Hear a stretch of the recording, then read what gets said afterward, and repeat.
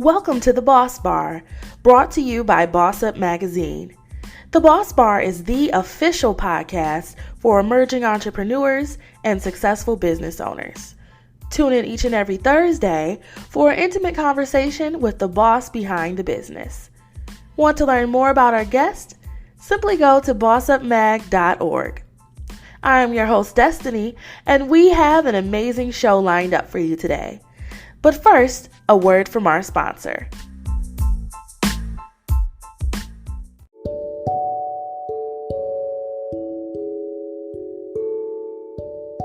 Hey bosses, I know you're super busy building your empire, but if you're looking for an exciting way to spice up your love life, look no further than thecreamexperience.com. They design sensual greeting cards that help set the stage for lovemaking and provide a host of dating concierge services. So if you're always on the go like me, but still want to plan the perfect date night for that special someone, Cream has got you covered. Visit www.thecreamexperience.com and enter BossBar5 at checkout for a discount on your order. That's www.thecreamexperience.com.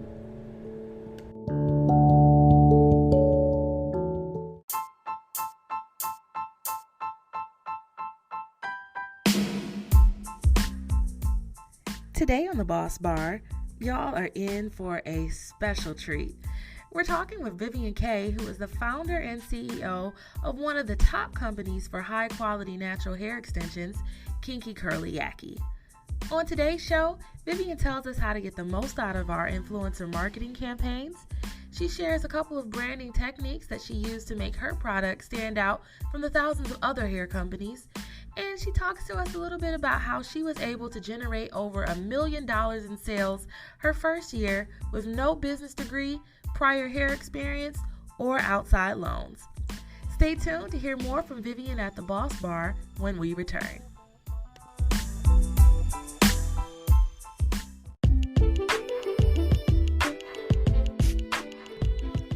It's time for the Boss Move of the Week, the part of the show where we recognize everyday entrepreneurs and those giving back to the community. Now, if you've been following the show and listening to this segment of it, I always end up reaching back to my hometown of Detroit. I am a Detroiter through and through, and this week is no different. Our first Boss Move of the Week goes out to Covenant One Creations, which is an accessories brand from Detroit, Michigan. What they did this week to receive Boss Move of the Week is that they got their LLC approved.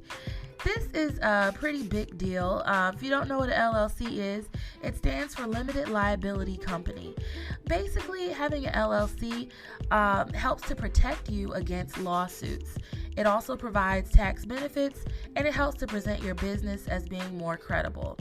Now, I'm always a super fan of people taking that leap of faith and just jumping out into the unknown and getting it started. But once you get things started, you always should be looking for what's that next logical step to legitimize my brand and to protect your assets.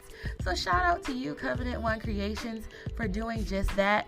And we look forward to hearing many, many more great things about the work that you're doing in Detroit and all over.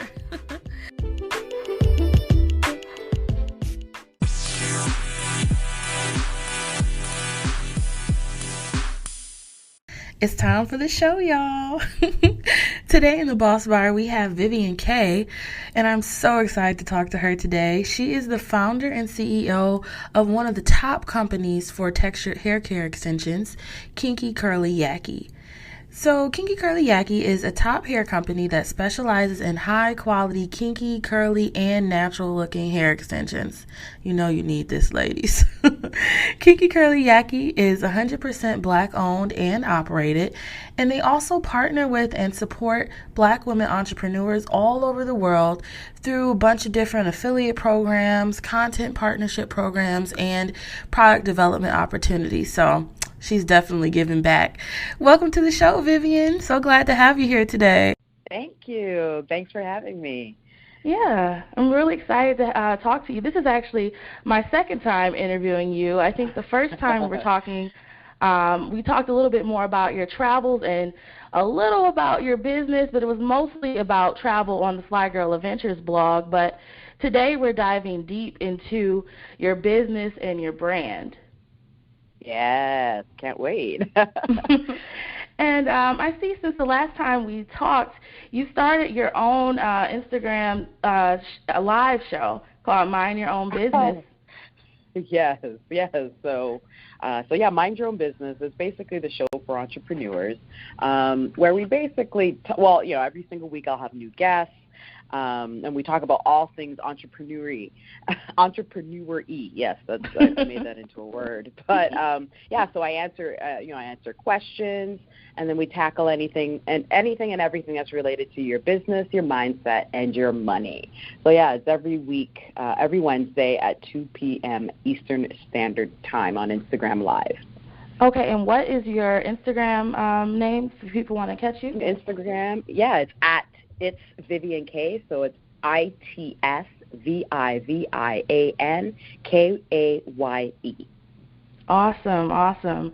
So let's get into the logistics of your business and who you are and your background.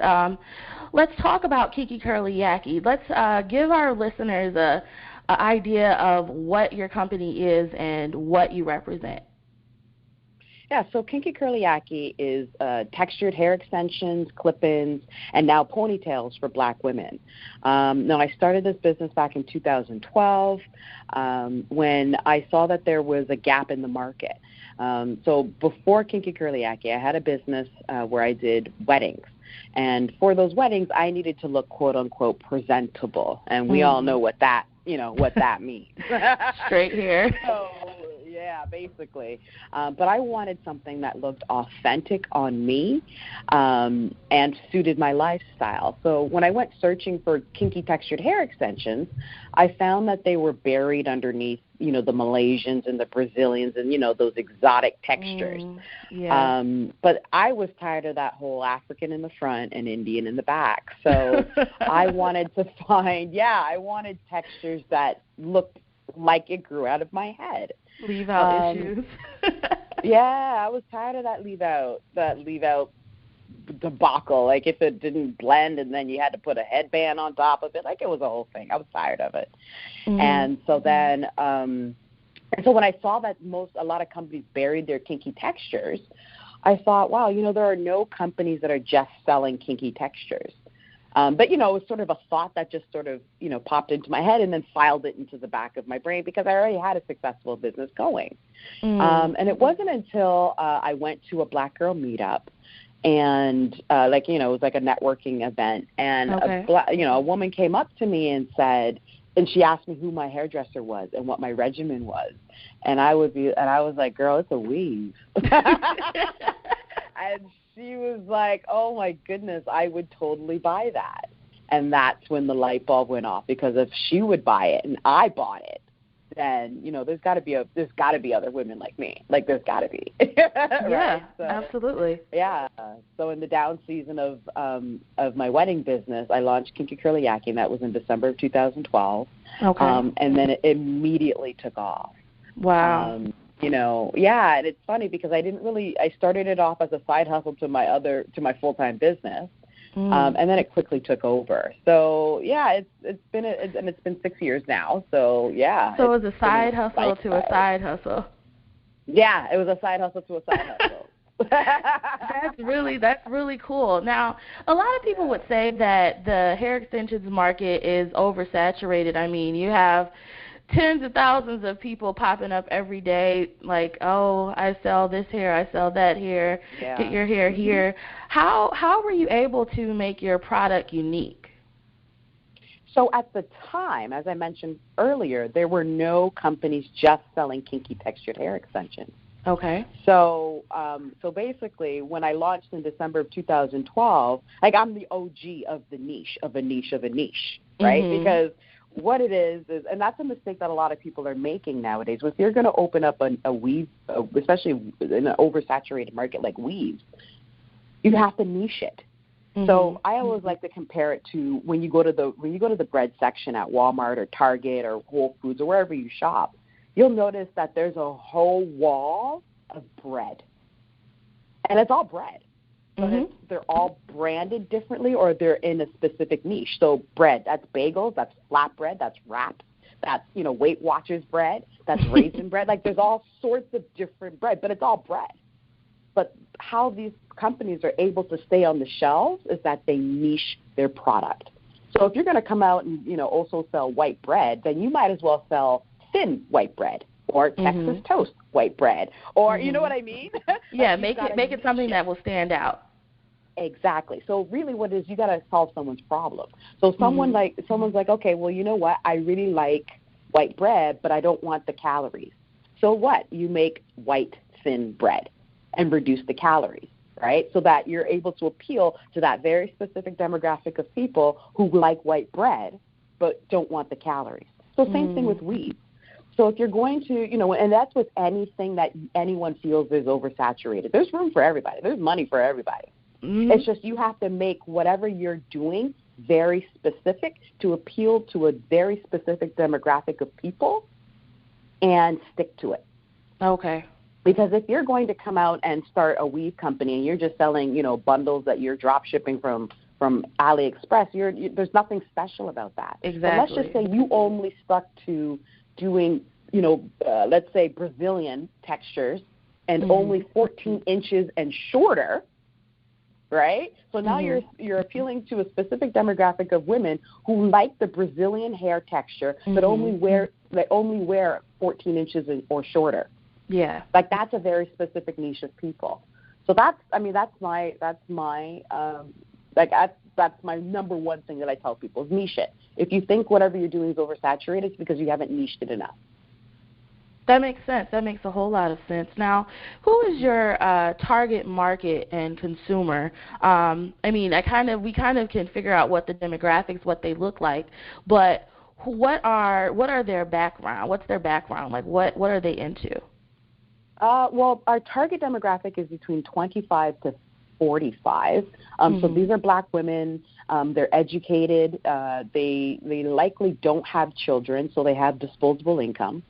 And they're working. They're mostly working corporate jobs.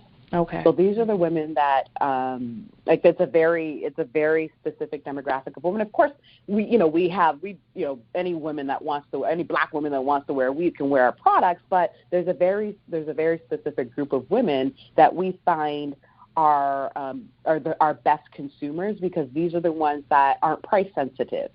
They're more after quality as opposed to quantity. But we're able to serve we are always trying to help us out. We have student discounts, we have military discounts, we do sales all the time. That's good. But so we're we run the gamut from I've seen girls who are in prom doing prom buying our hair to we've got women 65 plus who are rocking our hair as well. So yeah, we serve a system. We help a system. That's really good that you're able to definitely target down who you're looking for and who your consumer is. I think a lot of times people, they sometimes get discouraged because they run into people saying, oh, it's too costly, or they don't want to pay the price they're being asked.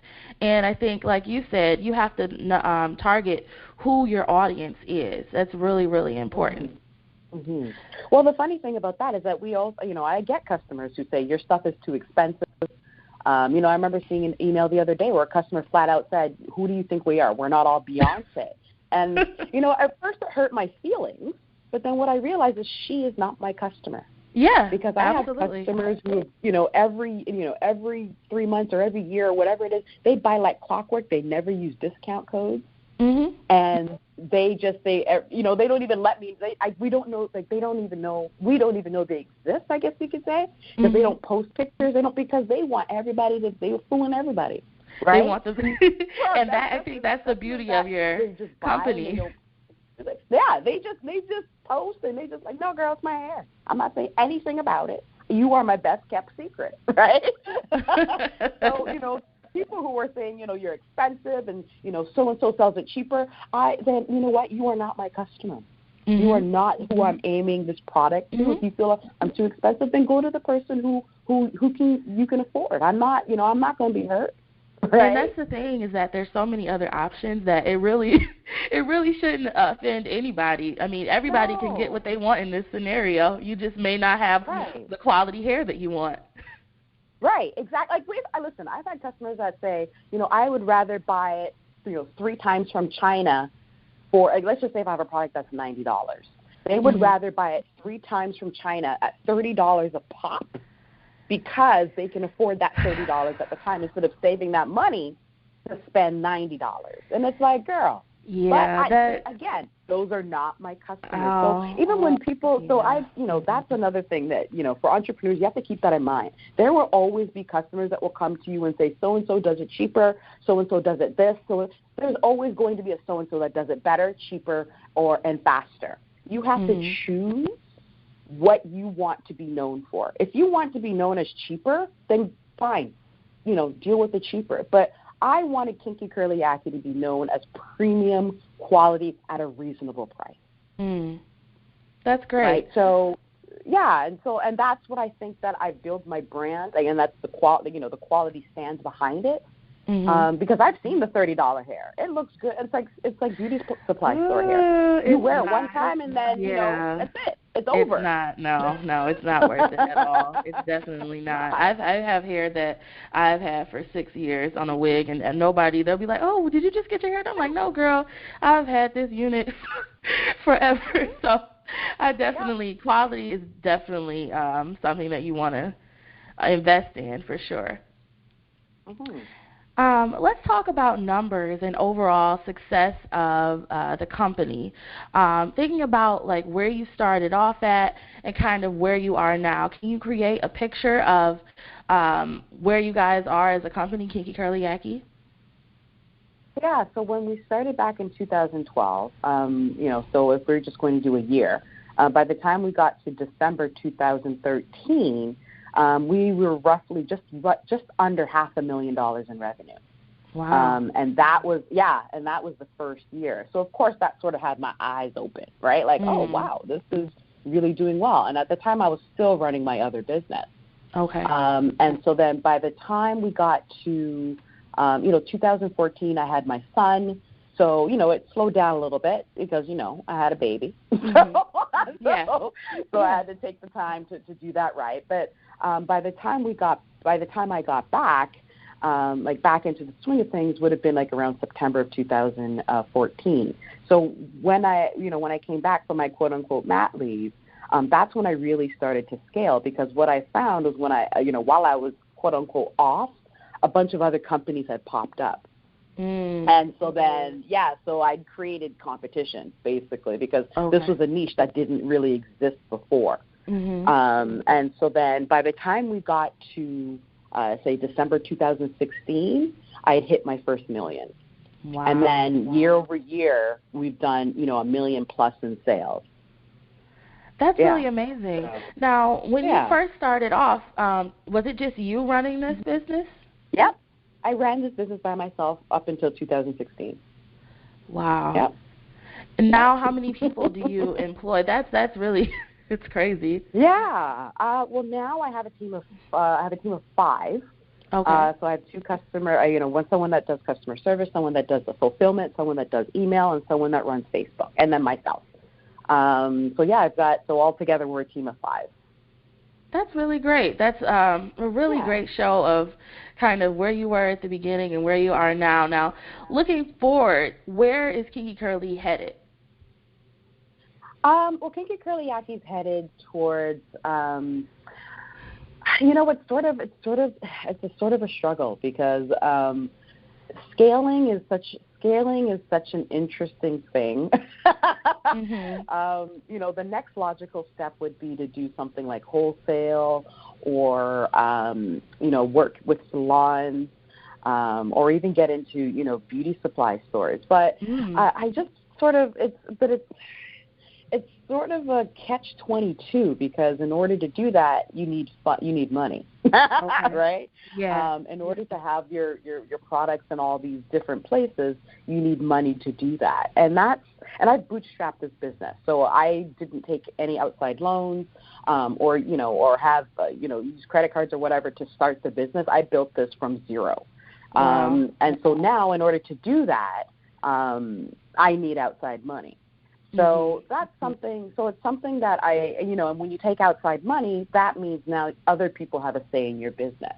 So right now, I'm sort of at a crossroads as to whether or not I really want to scale that much and to have other people have say in my business, or do I just want to keep it as it is and just keep providing the quality customer service and the quality products that we've always had, just at a manageable scale for myself. So that's something I'm currently struggling with, I guess you could say. Okay. But yeah, good problems to have. Yeah, absolutely. Before we go to break, I want to just ask you, were there any hindrances that you faced being a Black woman in the business world? And obviously you're still a success, so how did you get past those hindrances? Really, it was just the only real hindrances, I guess, were within myself, and I think that happens with a lot of entrepreneurs. Especially with the fact that I do not have a background in hair. I'm not a hairstylist. I don't even have a college degree. I don't know anything about running I didn't know anything about running an e-commerce business. And on top of that, I became a mom in the midst of it. So when I look back and saw that I'd made $1 million, I'm like, how the hell did I do that? But I knew exactly how I did it, but it didn't look the way I thought it would have, right? Because everyone has this preconceived notion, or especially with all this entrepreneur porn, that stuff happens overnight, and it happens because I had a Harvard degree and my dad gave me $100,000 to start the business. I didn't have any of that. Just a small loan. Yeah, right. But I still managed to do it. So I have a bit of imposter syndrome. Because I keep thinking the other shoe is going to drop. Like, they're going to find me out. They're going to find out that I'm not as smart as I think I am, right? And so it's really just something within myself. So that's, and it's something that, to this day, I still battle with. Even, coming on podcasts like this, I'm like, what?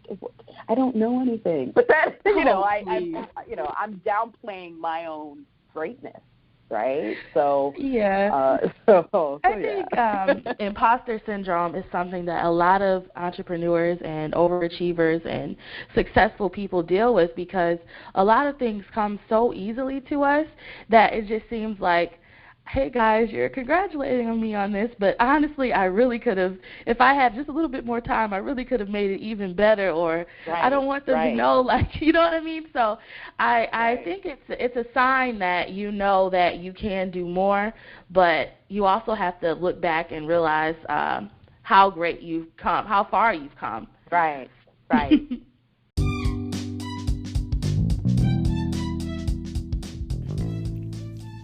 If networking with people headed to the top is something you enjoy, the Cupcakes and Conversation Tour is an event you do not want to miss.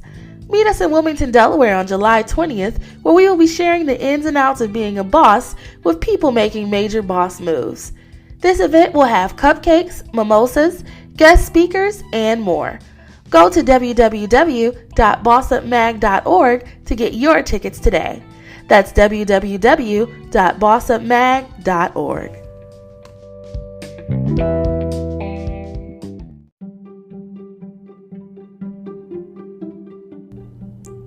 Hey bosses, are you interested in promoting your business on a global scale? Do you need help to formulate a strategic message for your clients? Would you like to possibly have your products and services showcased in print, digital, television, or perhaps even this podcast? If you answered yes to any of these questions, you should definitely consider advertising with Boss Up Magazine. Boss Up Magazine is the official place where bosses make power moves. We offer affordable solutions that empower businesses to level up by promoting their brand on a higher scale. Don't delay. Contact us now at info@bossupmag.org to make your boss move today. That's info@bossupmag.org. And now, back to the show.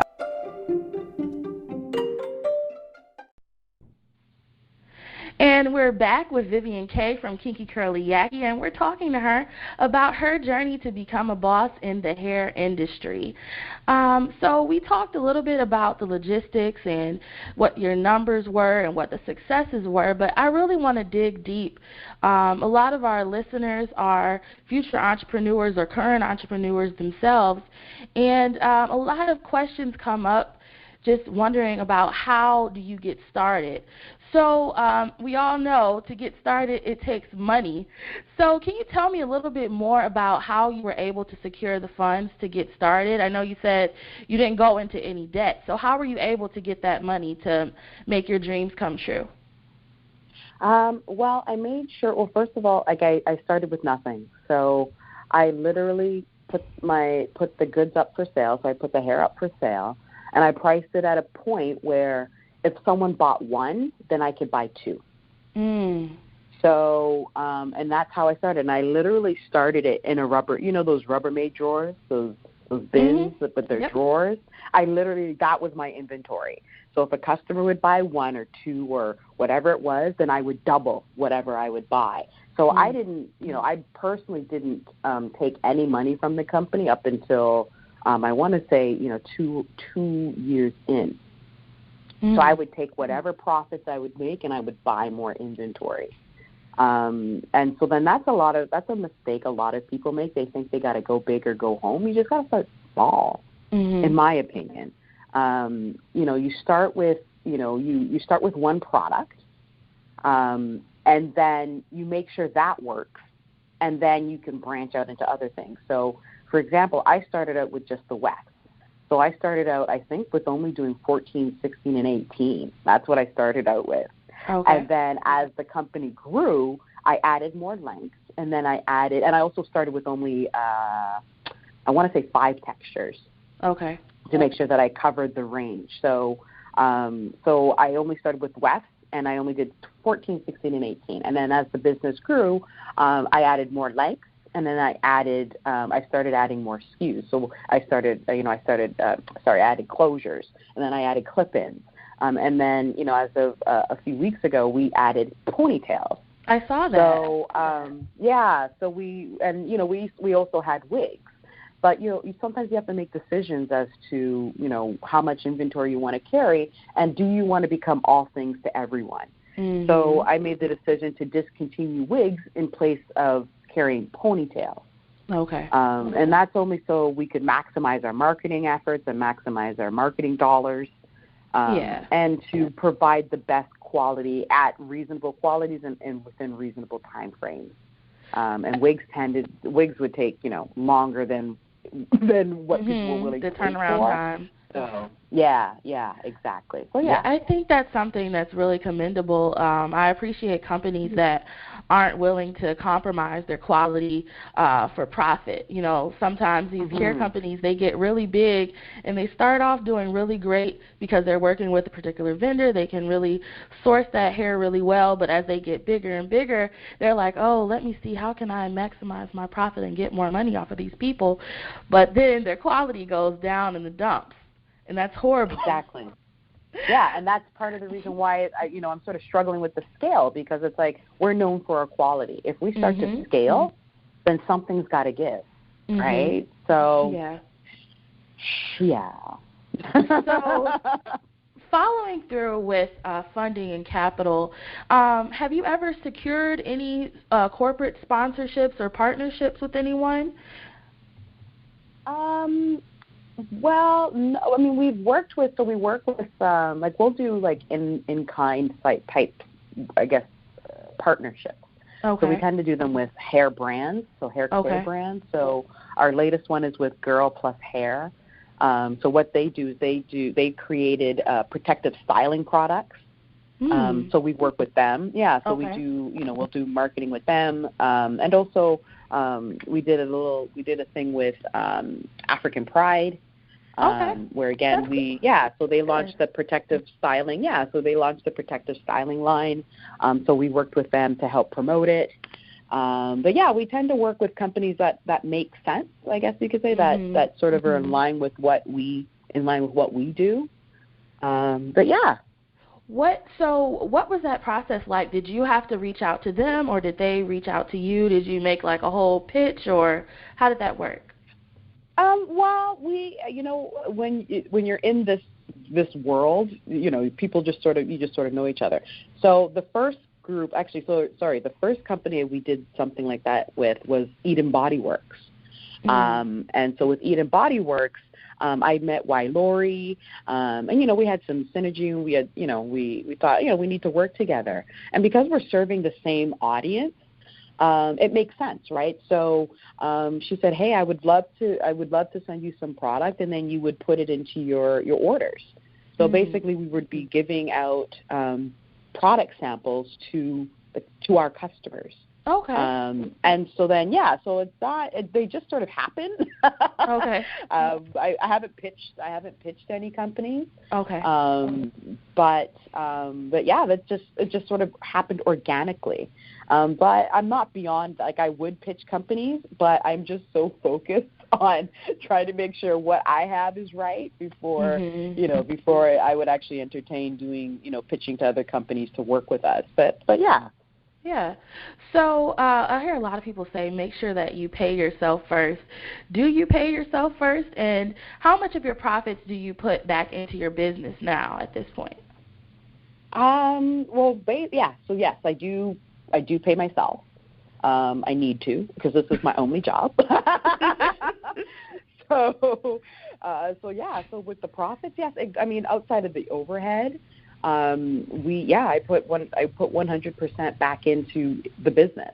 And so a lot of it goes towards marketing, and overhead. Overhead and marketing costs a lot. So. Yeah. But do you feel like it's worth it? It's marketing anyway? I feel like it is, especially when you do it correctly. Like I wouldn't blow $25,000 and put up a billboard, because for us that doesn't make any sense. Yeah, because you're primarily online based. Yeah, exactly. So we go where it makes sense. Okay. Like in the past, we would do a lot of expos. Those made a lot of sense, especially with hair extensions, because people like to touch and feel the hair and know that it's real. But the problem with doing expos is that people don't necessarily buy on the spot, because no one goes to an expo saying, "I'm going to drop $200." Right? So people like to come and they like to touch and feel, and then they make a purchase at a later point. So there are times when you need to make investments on the front end that don't necessarily have the return, like don't have the ROI in the beginning, but at a later point it does, because we've had customers that say, "Yes, I saw you at a show 2 years ago, and I've been watching you ever since." And now that I've touched it and I've seen the quality, I know that this is good. I absolutely want it. Yeah. Yeah, I absolutely want it. Exactly. Now, how would you say? For us, it's worth it. Yeah. How would you say technology and social media has impacted your your marketing plan? Oh, it's 100%. Like we were on Instagram back in 2000, back in 2013, so early 2013, and Instagram had just started, I think, in 2011. So we were one of the first brands to actually, I would say social media absolutely grew my business. And that's how I got traction, because I was in Facebook groups, and on Facebook especially. So yes, it's crucial to your business. It's a marketing platform. The mistake that some people make is that they use it they strictly rely on it for sales. Instagram, social media, etc., is not a sales funnel. Like it's part of the sales funnel. So it's a marketing piece to help brand your company, to give people, to give your company a lifestyle, a tribe, to give it that voice. But if you're expecting, okay, I made a post today, I should have 3 sales, that's not going to happen. You still have to go out and do the work. You still have to do the work. But what it is, when people hear about your company, the first thing they're going to do is check social media. Exactly. So it's basically a place to give your brand a voice, and to give it, to make it human, and to educate your consumers. Yeah. I think a lot of people make the mistake of thinking that their social media followers, like you said, will translate into sales, or that they think that they own their social media followers. And I remember Facebook and Instagram, they had all went down a couple weeks ago, and people were freaking out. But one of my friends, she's Lady Boss Blogger, she always stresses the importance of having your own list. Having your own list of email, where you can send out newsletters, like you own those people, but your followers on these social media platforms, you really don't own them. Like I mean, it's helpful, but they can be gone tomorrow. So it's really important to kind of have that backup. Exactly, absolutely. So you need your own email list and you need your own website. So Instagram and Facebook are not your website. They are, they're accessories. They're easily, easily accessible for your customers, and there's nothing wrong with that. But you absolutely cannot rely on that, because if Facebook decides to ban you, someone reports you, someone hacks you, all that goes away. And guess then what? You have nothing. Your business is done. Yeah, and they say about that with Instagram stores and Instagram models. Like if those go down, there goes your store, there goes your business, there goes your modeling career. So it's over. Make sure you have something outside of your social media channels. Now, what would you say has been the best investment that you've made thus far in your business? I would say it would be in people. In the people. Having the right people in your business is important, especially when you're in a product business. The products can speak for themselves, but it's the people behind it that help make the experience what it is. So, and I hate to say this, but a lot of black businesses have a bad reputation of not having good customer service. So I've made it a point to give the best customer service within reason, right? So what we do, so I give my customer service reps, the power to make decisions on my behalf in the best, and make sure that both of our interests are represented. So, if you're a customer that, has a legitimate complaint, and, we'll do everything in our power to resolve that for you. But, you need to find the right people to help execute that. So because I run a small business, I didn't want to work with people who I felt wouldn't care or would just treat it like, another 9 to 5. So I took my time with hiring. I found that when I rushed to hire because we were scaling and I needed people, that was a big mistake. So, one of the things I always tell people is to hire slow and fire fast. Because that is a good tip. That is a very good tip. Hire slow, fire fast. Because these people are representing your business. And if you can't trust them to make simple decisions, then not sure why they're there. Yeah, that made a whole lot of sense to me. Moving into the inspirational portion, tell us about a time where, you learned a lesson the hard way. That's super inspirational, right? Yes. Did I learn the lesson the hard way? I would, let's go back to hiring someone. So we were scaling, the business was growing. I wanted to divvy up tasks. So, I wanted someone to strictly deal with customer service, and I wanted someone to strictly deal with fulfillment. And so then I decided to hire, a friend of someone that worked here already. And what I found was that, because I was desperate to have someone else in place, but I wasn't able to properly train them. And that's another thing that when I tell people starting businesses now is to make sure you have systems and documents in place. Make sure you're writing out everything at the beginning so that when you do hire someone in, you're not doing a brain dump, right? Yeah. It's hard when you bring someone in. Now you got to dump everything that you've done into their brains, and then when they don't do something right, you're wondering why they didn't catch it when you said it the first time. Whereas if it's all documented, they can simply refer to this document that outlines everything, and they're able to do it. And then when you hire other people, everyone's looking at that document, and everyone's doing it per the document. So the biggest mistake was to hire someone because I was desperate. But then I had to fire them because they were not the right fit for the job. So that was a pretty hard lesson to learn, because I felt like, I'd wasted all that time and energy and money on someone that didn't last, and it wasn't a fit. Yeah. What's one piece of advice that you would give to an entrepreneur that's getting ready to get started with their business but scared to take the next step? Take the next step. Just take it. There's nothing if you let yourself fall down that rabbit hole of perfectionism, you'll never get started. Oh, well, I'll just wait till I have some money. Oh, I'll just wait till my kids are older. Oh, I'll wait till, I've learned that. Just start.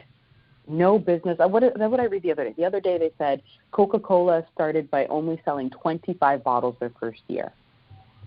And look where Coca-Cola is now, right? I started my business, and all I had was a Rubbermaid bin, 5 drawers, and one bundle of hair in each that represented each texture. And now I'm in a 1,000-foot warehouse. But I started somewhere, and I just started. So a lot of people think they have to have all this stuff in place in order to get started. No, you just need to start. You just need to start. Everything else will fall into place. You have heard that, you miss 100% of the shots that you don't take. You'll never be ready. If you wait until you're ready, you'll never, ever be ready. You just have to go for it and do it.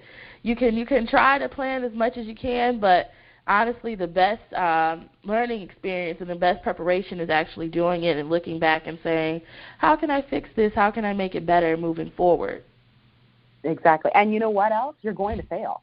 You are absolutely going to fail at something, okay? And you shouldn't be afraid of that. I'm afraid it's going to fail. And if you fail, at least you tried. Yeah. Right? And even if you do fail, you have to look at it as a lesson. Right? Like I remember when I first started selling bundles, I wanted to be different from everyone else, so I used these fancy pipe cleaners to wrap the hair. Pipe cleaners, when I look at it now, I'm like, what the hell was I thinking? But you know what? I had to fail at that in order to get to where I am today, right? Yeah. And I wouldn't have failed had I not tried, right? So you just have to have your mind and your heart open to having more success in your life. And in order to have more success in your life, you have to fail. Yeah, I totally agree. And plus, it'll be that. sweeter. That success will be so much sweeter. Trust me. Now, do you have any mentors or coaches in your life? Like, how do you motivate yourself to get up and keep going every day with this business? Or is it just so easy because you're successful now, you're at the pinnacle of your career? How do you keep motivated? Honestly, it's not that it's hard to be motivated. Being motivated every day, even I'm not motivated every day. And anyone who says that they're motivated every day is lying. Yeah. But what it is that I'm a stickler for consistency. Consistency is what builds a successful business. So what I've been consistent in is I've created a routine for myself surrounding the business and my son.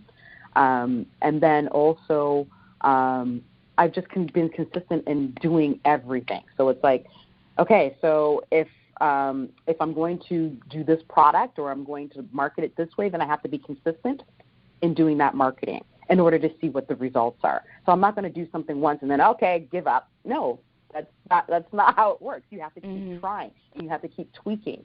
So then that's, and honestly, I've always been my own cheerleader. Okay. Sometimes you have to do that. I haven't. Yeah, and you know what? You have to be. I have to be, and especially because I'm a single mom. I have to do what I have to do. So I'm not motivated every day. I was not motivated today. Absolutely not. I wish I could have stayed home and just kept, drop my son off at school and go home and go back to sleep. But you know what? I have to be consistent. I have to do the things. And, every single day you're not going to want to do this stuff. And you're not going to be motivated to do it every day. But the deal with being an entrepreneur is it's day in and day out, 28, what did they say, 25/8? Mm-hmm. It's 25 hours a day, 8 hours a week. Mm-hmm. But it's something that you have to do. But I'm passionate about what I do. I'm passionate about helping Black women feel confident in themselves and being their own beautiful. I'm confident in helping, with my Mind Your Own Business, I'm confident in helping side hustlers and other entrepreneurs build their own businesses. Why? Because I was able to do it. And you don't have to have all that sexy Harvard and money and all that stuff in place. You just have to start. Yeah, you got to start somewhere. That's my mentor. And my inspiration, or my why is my X. So my son is Xavier, so X is my why. Okay. Right? So X is your why. X is my why. Yeah. So he's the reason why I continue to do my best every single day, because he's watching. He's watching me. As a mom, as a Black woman, as just a Black person, as a human being, I need him to know that he cannot let anything and any obstacles or any adversity get in his way to live his best life. That's really beautiful, and I think that's a perfect time for us to go to our commercial break. We've been talking to Vivian Kaye from KinkyCurlyYaki just about her journey and the success that she's had with her hair company. After the break, Vivian and I will share some helpful resources to help you build your business, and we'll get into our listener letter in the Ask the Boss segment. Stay tuned. The Boss Bar Podcast will be right back after these messages.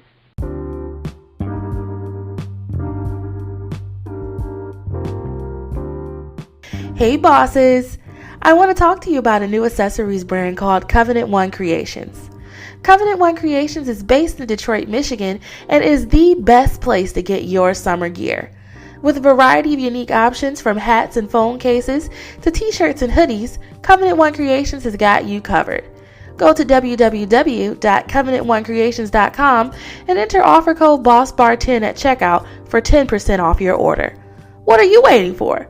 Go to www.covenantonecreations.com today. And you're listening to the Boss Bar Podcast. This is your host, Destiny, and I'm here today with Vivian Kaye, who is the founder and CEO of KinkyCurlyYaki. It's time now for Boss Tools, the segment in our show where we share helpful tips that you can use in your business. If you have a tool or you think our listeners would benefit from, send a message to bossbarpod@gmail.com. So, guys, my tool is something that you can use on Instagram. It's an app that you get on your phone. It's called Planoly. And Planoly is basically an app that makes it super easy to manage, plan, and schedule Instagram posts from your computer and mobile phones. I know sometimes, I struggle. I wake up in the morning and try to get some content together, and then I'm like, oh, man, I don't really want to post this right now, or I want to post something later, but I may have a meeting later. But with Planoly, you can schedule the posts. You can also figure out what your feed is going to look like. So now I'm able to kind of, in the beginning of the week, set up my whole schedule for the whole entire week, and it's been so much helpful for me to do it in that way. So you guys should check it out. It's called Planoly, and it's available, I'm pretty sure, on all downloading services. So what about you? One of my biggest tools is email marketing. So one of the apps that I love to use is called Klaviyo. That's spelled K-L-A-I-V. Wait, I think I'm spelling it wrong. It's K-L-A-V-I-Y-O. And so what that is an e-commerce marketing app. It's not an app you can download on your phone, but it's something that you can connect into your Shopify store. I believe they also do BigCommerce as well. But specifically to Shopify, because email represents 30% of my business. So, when we were talking about earlier how, social media is not your website, you don't own those followers, whereas with Klaviyo, this is where all those followers should be living. So if you have a newsletter or anything like that, this is the connector. So this is what would be sending out all your automated emails, your newsletters, your product-related emails, and even your sales-related emails. So this is a tool that will absolutely help grow your business because it's basically selling to the customers you already have. So it creates, so it has abandoned carts. It has flows. You can create campaigns. It's absolutely it's a robust system to use. The competitor, I would say, would be MailChimp, but MailChimp, unfortunately, is divorcing Shopify. So you won't be if you have a Shopify store and you're using MailChimp, the connection will cease to work in mid-May. So you'll need to either download another app to replace that, or you could just altogether move to another platform like Klaviyo. Okay. Well, you guys check out Klaviyo for sure. It sounds like a really good investment to make sure that, like I said earlier, you don't own those Instagram or Facebook followers. So it sounds like a really good way to make sure that you are owning them and you are marketing to the people that matter the most to you. Yeah. So the next segment we're going to go into is called Ask a Boss. So if you guys have any questions about an aspect of starting business, being motivated, or if you just want to say hello, you can shoot us an email at bossbarpod@gmail.com.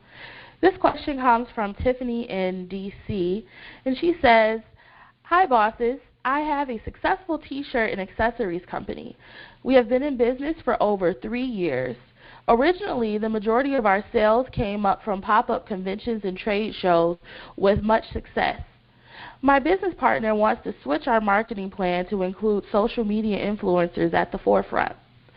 I am hesitant with this because I have heard horror stories of influencers keeping the product and not following through.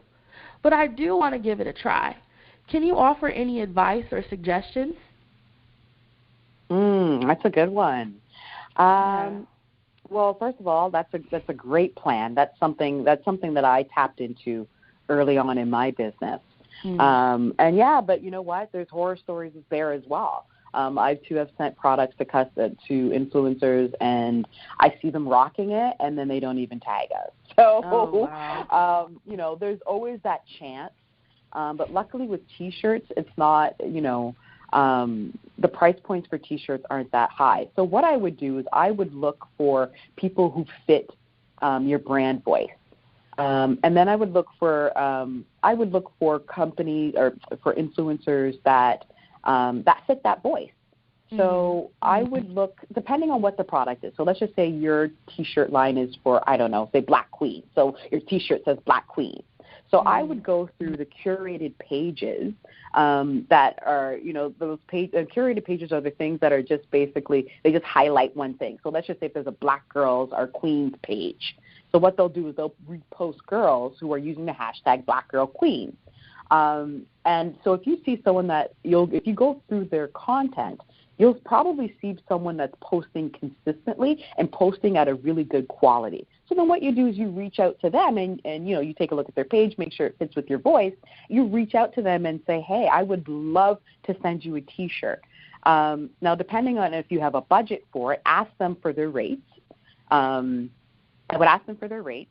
And if they say they don't have any, then, maybe you create something so that there's something in writing that says, we are going to send you a T-shirt in exchange for X, Y, and Z. And so that's something that you could put together yourself.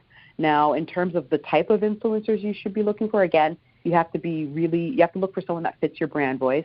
But what I don't want people to do is to go after those influencers that have 1 million followers. Those guys are going to cost you $20,000, $30,000. Like, those are the big ballers. What you want to do is you want to look for the people who are under 100K. Because one, they're still growing. They're looking to create new and great content, and they're consistent. And so I would look for people under 100K that fit your brand voice. I agree. I think it's really important just to do your research, and also to be clear on your expectations. Be clear, like, okay, you're getting this. This is kind of what we want. Lay them all out. I mean, you may have like a back and forth negotiations period where they're like, oh, I don't think this really, it's not something I want to do, but it's best to be very clear on what you want. And like you said, make it make sense for your brand. If you are marketing T-shirts, you probably wouldn't want someone who does something that's not related to the brand or the lifestyle that like a makeup influencer. Yeah, that doesn't really make a whole lot of sense. So you want to make sure you're the person that makes it make sense. You draw that connection in that line, because what may make sense to one person may not make sense to the other. So you're the one that is in control of, drawing that narrative and putting that together. So hope that answers your question, Tiffany. We're getting ready to wrap up the show, but before we go, Vivian, you definitely have to answer this question. I ask this to everybody that comes on the show. What makes you a boss? What makes me a boss? I would say the fact that I am myself and I'm not afraid to be that. A lot of people seem to think once you become a boss that you need to fit a specific look and feel and talk and walk and all that. I just continue to be myself. If you're on Instagram, if you go and watch my Instagram stories, you'll see I am absolutely myself, and that I'm not afraid to share what I know, and I'm not afraid to share my knowledge. So what people seem to forget is once they become bosses, is that you are part of a unique group of people who have done something that that the general population cannot do. So I believe it's your responsibility to share, like your power in that is to share it. That's your power, is to share your knowledge. And so the fact that I'm able to do that, I'm not afraid to do that, because there's more than enough for everybody. If you're sitting there if you think that you're just going to sit there and just hoard all your knowledge and hoard everything, listen, no one's asking you to tell the people what factory you used. That's not what they're asking. And if they are, then they don't know what kind of business, I don't know what kind of business they're trying to run anyways. But, if someone's asking questions like, well, how do I do influencer marketing? How have you done it? Share your knowledge, because there's more than enough for everybody. So I think by my sharing my knowledge and by me being myself and not being afraid to be me, I think and being vulnerable, especially being vulnerable. As a boss, being vulnerable is a huge thing. Yeah. So I think that's what makes me a boss. Yeah, I definitely agree. You're someone who's extremely inspiring.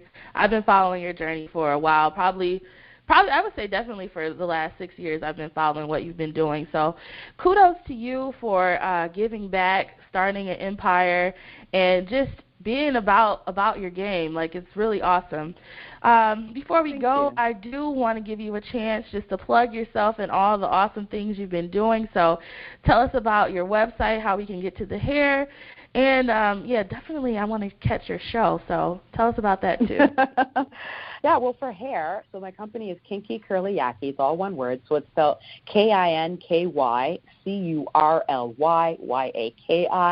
You'll find us on Facebook, on the web, on Instagram. So that's the hair extension portion of the business.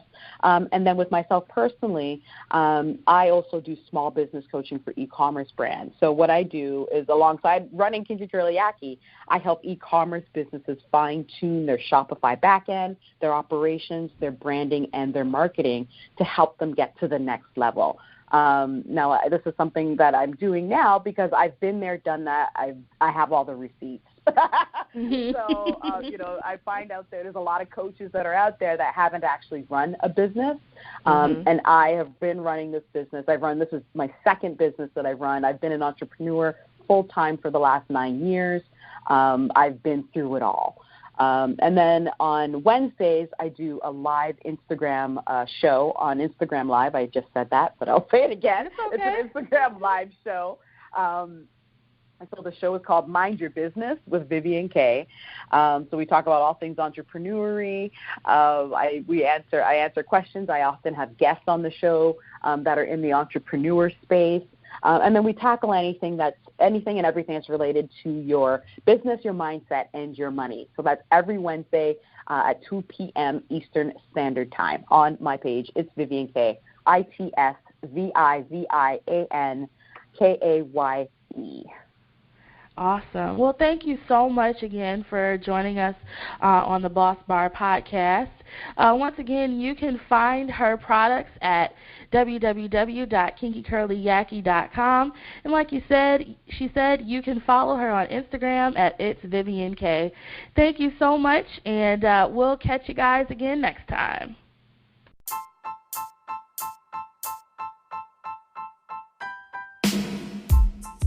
You've been listening to the Boss Bar podcast, brought to you by Boss Up Magazine. Tune in each and every Thursday for an intimate conversation between emerging entrepreneurs and successful business owners. If you would like to have your business featured on the show or have a question you would like to ask the bosses, send us an email at bossbarpod@gmail.com. Thanks for joining us, and we'll see you next week at the Boss Bar. The podcast you just heard was made using Anchor. Ever thought about making your own podcast? Anchor makes it really easy for anyone to get started. It's a one-stop shop for recording, hosting, and distributing podcasts. Best of all, it's 100% free. Sign up now at anchor.fm/new. That's anchor.fm/new to get started.